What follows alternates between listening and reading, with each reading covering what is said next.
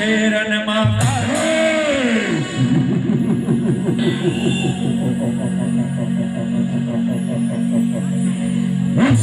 हे बहिणी बराही आ बहिणी आ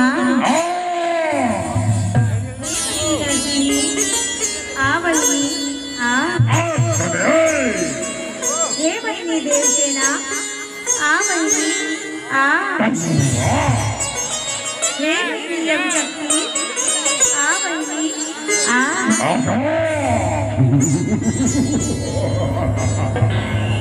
आओ है आओ बुला खबर रगड़ बीज के सेना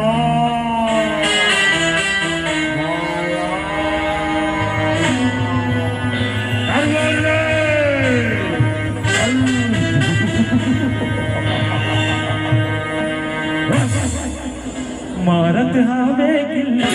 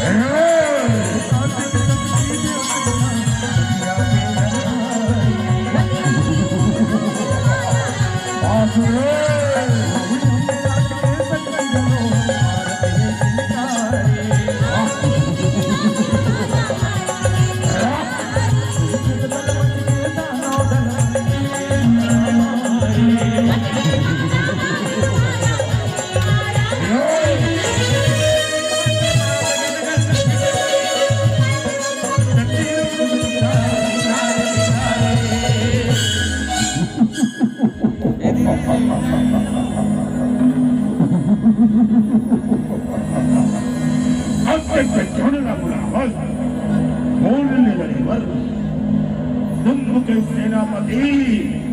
रकड़ भी जाओगे रकड़ भी सेना आया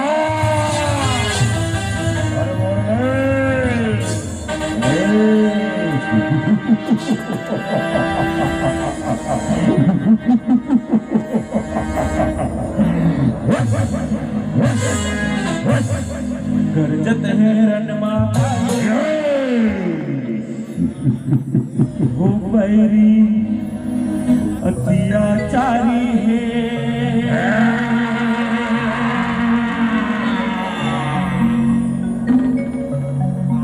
करे झगड़ा भारी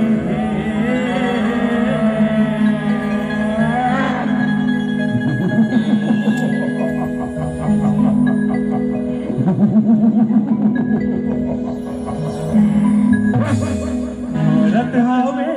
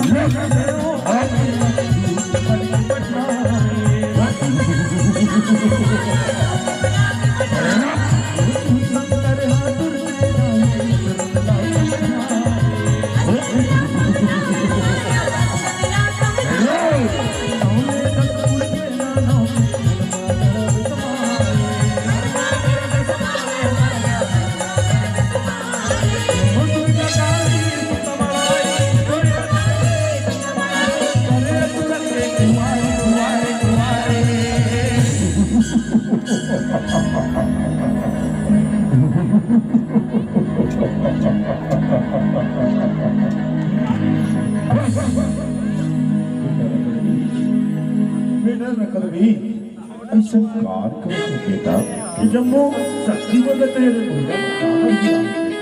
तो लगते हैं कि नारी जात में दुनिया में देखी से और एक नहीं तुम काम हाँ देखा ना करेगी बोला देवी मन दूध बना के तोड़ के बेचे और कहना लगा बेटा और ये इंद्रन भुइया लगा छोड़ के बेटा ये भुइया लगा अच्छा मैं छोड़ो ये ना रकड़ भी मैं छोड़ाओ नहीं जा नहीं जा इज आजी कर मत तमा तो परानी बाजी जाऊं ना बोले ना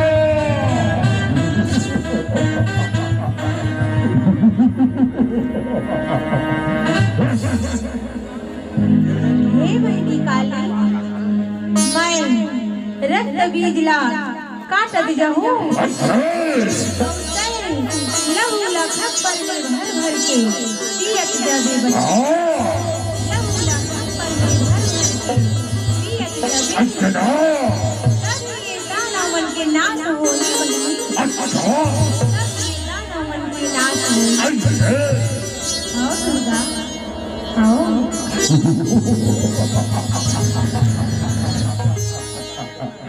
समझाना दुर्गा भाई ने रखड़ भी की गई सेना वाया बोले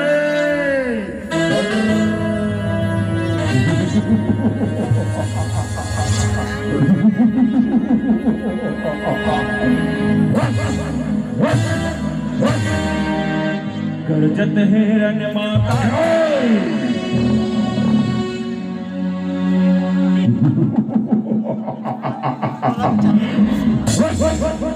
मारत हवे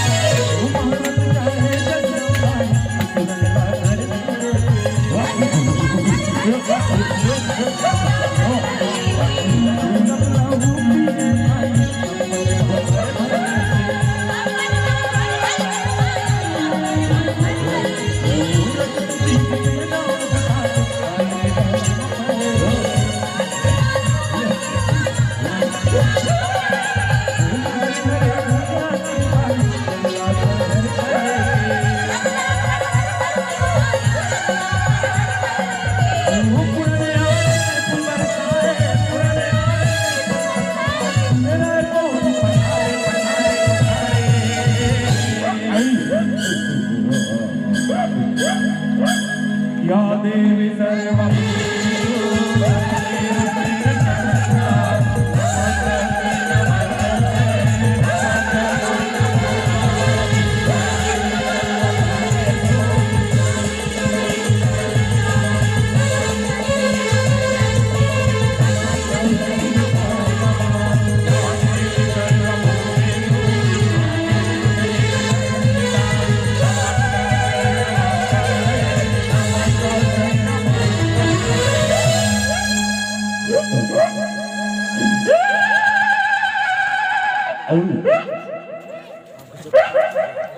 गरजत है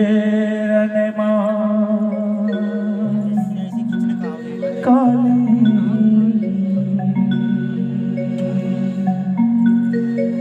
मारते हावे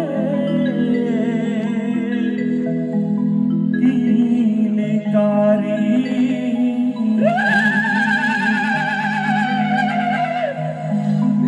बुल्द काली मैया की बुल्द चंडी मैया की बुल्द दुलराय भगवान की। लीजिए बहुत बहुत धन्यवाद देना